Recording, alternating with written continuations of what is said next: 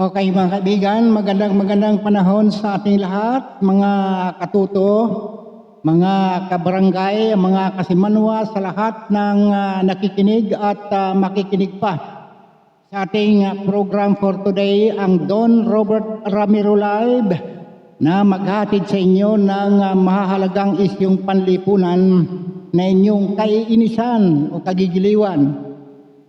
Pupuna tayo sa maling gawain, lalo na sa mga nasa pamalaan na ating pinasusweldo ng ating buwis at pupurihin naman natin ang mga tapat at mayroong dedikasyon sa kanilang mga tungkulin sa bayan at mamamayan sa pamamagitan ng arangkada ng mga impormasyon sa palatuntunang ito.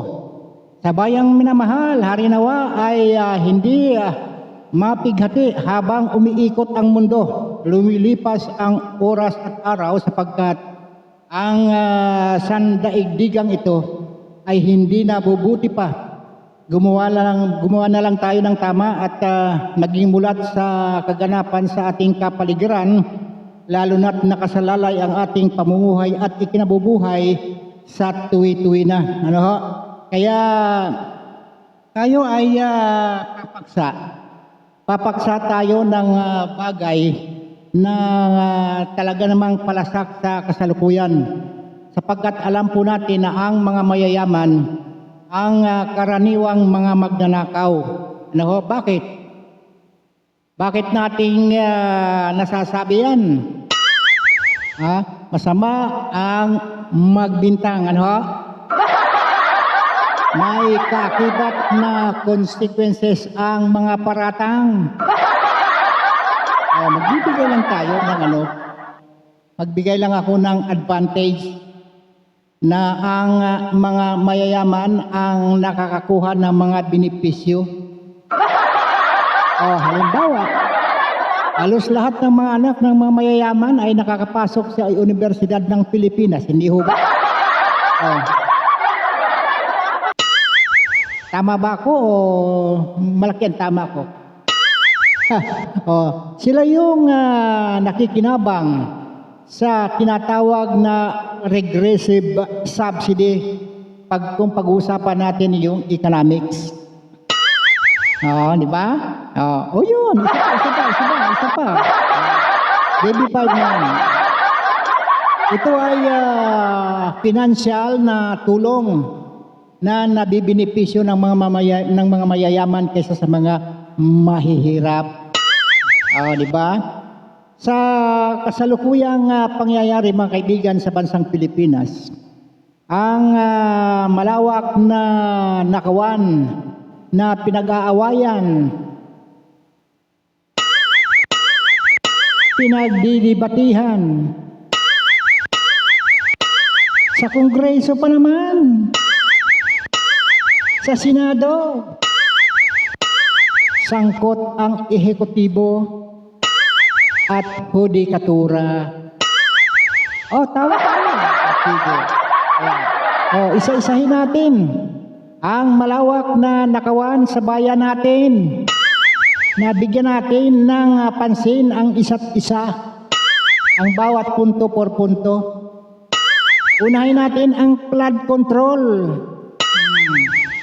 Yung flood control anomalies sa DPWH o Department of Public Works and Highways. Sama dyan ang mga ghost projects sa farm to market roads, ang construction ng mga lansangan o yung mga kalsada, mga tulay. Yun daw sa Ilocos, Ilocos Norte ba yun? Yung tulay na hindi na matapos-tapos. Pinuntahan ng mataba, may yung isang vlogger. Meron pa isang taga-depensa naman na siguro trolls din yun. Yung mga seawalls, mga eskwelahan o mga government infrastructure projects. Bigyan natin ng halimbawa. Yung ginagawang inuukupahan na nga yung Senate building, na hindi pa natapos-tapos na palaki naman ang palaki ang budget. Hindi ba? Sa Senador Alan Peter Cayetano, nanggagalaiti na dyan sa building na yan dahil hindi nga natatapos-tapos. Di ba? Ang mga racket sa PCSO, Philippine Charity Sweepstakes Office, yung smuggling sa Bureau of Custom, maging sa Department of Agriculture, mga illegal dyan sa immigration, at ang kikilan sa BIR sa mga negosyante, at lagayan hindi lang sa tanggapan ng Land Transportation Office, at marami pang iba. Diba? Okay? Bigyan natin ng maganda-magandang isang halakhan. Okay. Isama na natin ang mga alingas-gas, yung mga alingas-gas na korap na opisyal sa Philippine National Police, sa Bureau of Fire Protection, sa National Bureau of Investigation, at iba pang law enforcement agencies. Diba? Bigyan natin, palakpak tayo. Okay? Ang mga isyong nabanggit ay bibigyan natin ng pansin isa-isa, mga katuto ko. Unahin natin ang flood control anomalies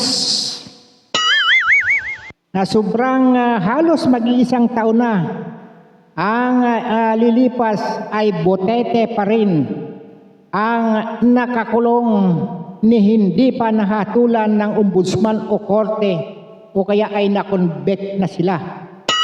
Okay, di ba? Palakpak! Diba? Ang mga pinangalanan na mga congressman, na mga kontraktor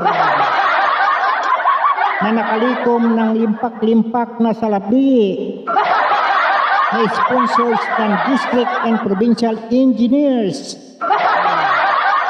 Sana naman ipagpatayo kayo ng monumento.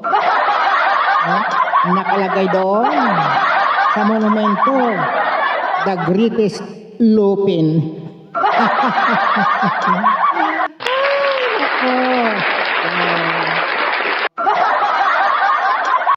Mahiya naman kayo? Mamigay naman kayo? Ay, sorry. Nakapag-deliver na pala ng supot-supot. Hindi supot ha? Supot-supot. Expanded bags. At mali-malitang mararagul ampong malalaking maleta. Senator Lacson ng DRC, di ba? Di ba kaduda-duda ang 805 billion na naideliver na di umano, na di mo sinabi, ay. Kasama ka ba?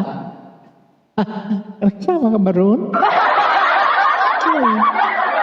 May litrato, sabi. Nagtatanong lang po naman.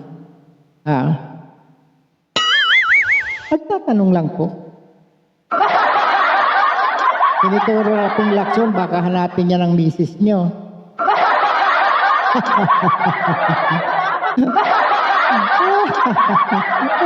Tito Sen. Di ba, Tito Sen? Nasaan na ba kaya ang malita, sir? Yung si Master Sergeant Cotesa at sa 18 dating marino, mga ex-marines. Di ba kayong dumikwat kahit pang merienda lang? Hindi daw. Hindi daw talaga kasi mga bilang walang labis, walang bariyang kulang. Fully accounted nga. Ibig sabihin talagang bilang na bilang yun. Bawal daw lumikwat, kumurot. Sapagkat yung maleta meron tagging kung magkano ang laman. Parang palengke lang. Ay, di ba? Ayun, binabati ko yung aming mayor, no? Mayor Griggy Ramos ng Kahijukan, bayan ng Kahijukan, Sibuyan, Romblon.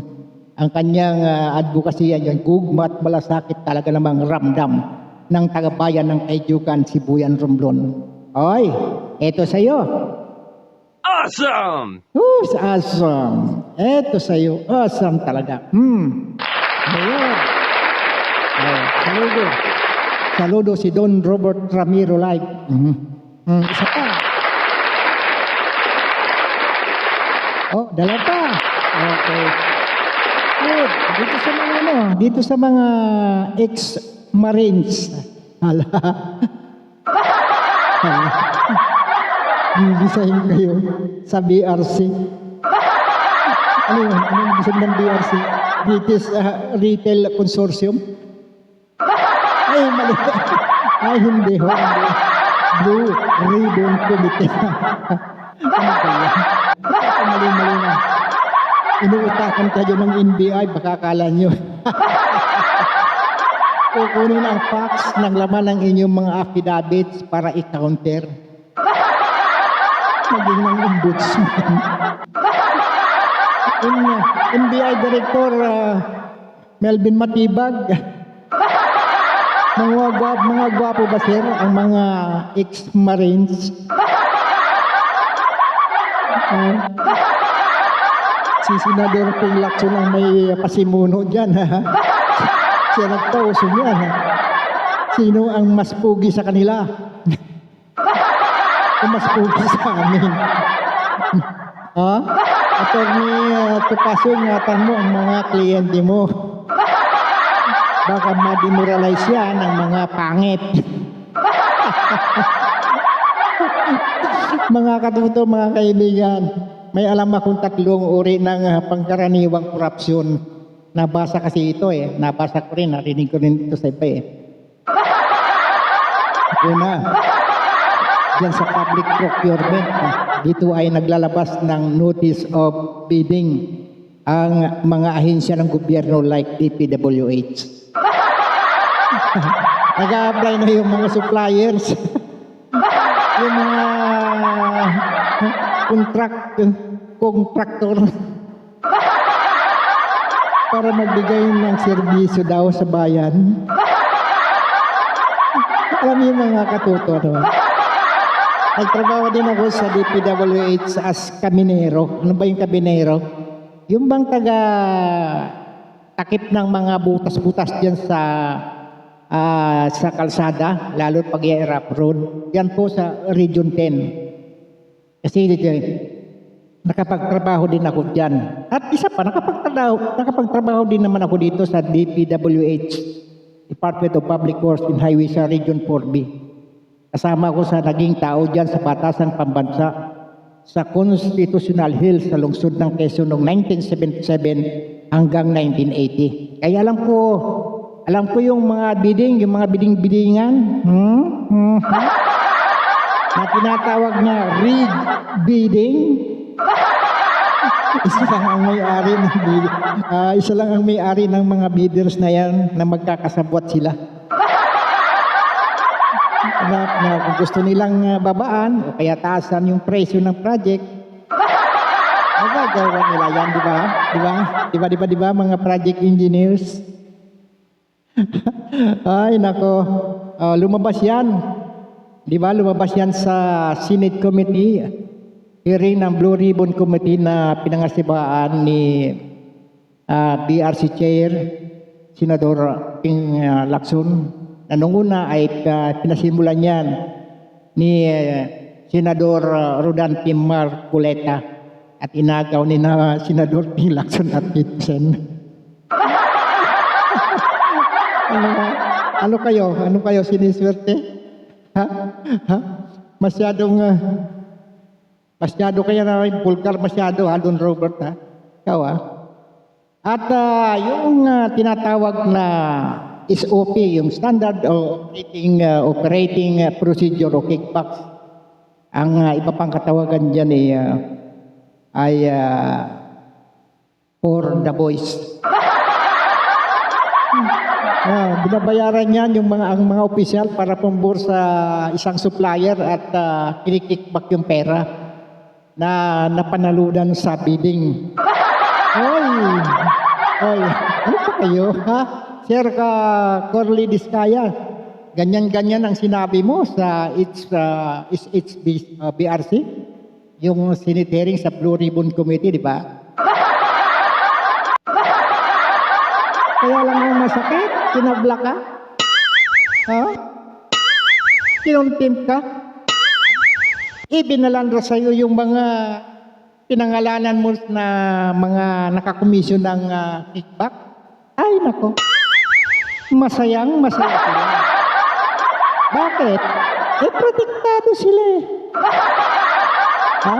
Kaya anong gusto nating gawin? Ito naman para sa inyo. Palakpakan natin. Masaya sila eh. Masaya.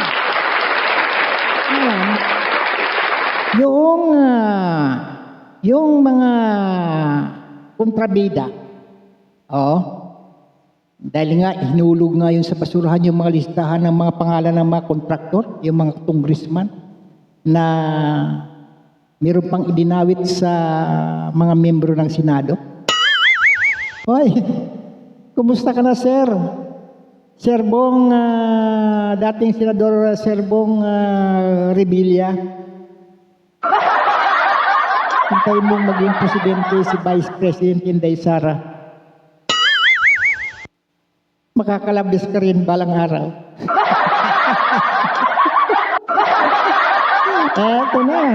Ito lang malupit. Ang pag-execute ng fraud, buo ang bayad dito, mga kaibigan, mga katuto. Para daw sa transparency, pero peke ang mga resibo. Maging ang mga proyekto na hindi matagpuan sa mapa kung saan na-construct, pero tukoy ang probinsya at o rehiyon. Hindi galing sa akin yan, ha? Hindi galing sa akin ang survey na ito. Sapagkat ayon sa isang survey na gumagawa ng procurement sa Pilipinas ay 66% ang nagsasabi na iisa lang ang may-ari ng mga bidders.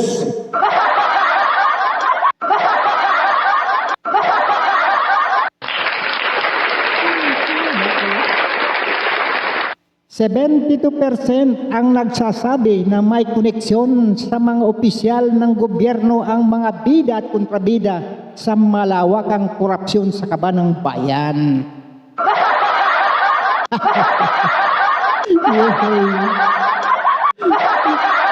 Happy ang mga protektado. Ang mga kontrabida nakulong. May aasuntuhin pa.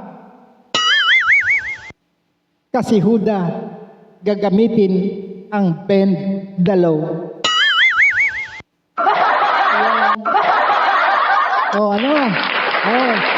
Susunod. Pagpapatuloy natin, isa pa lang yan, ha? Wala pa yung mga ghost project yan, ha? Yung mga farm to market road, ha? Diyan sa lugar namin dyan sa Romblon, binutas lang yung bundok. Ngayon, walang nangyari. Nagbaha lang. Dinumihan lang yung kalsada, sinira lang yung bundok. Kasunod, magandang araw sa ating lahat.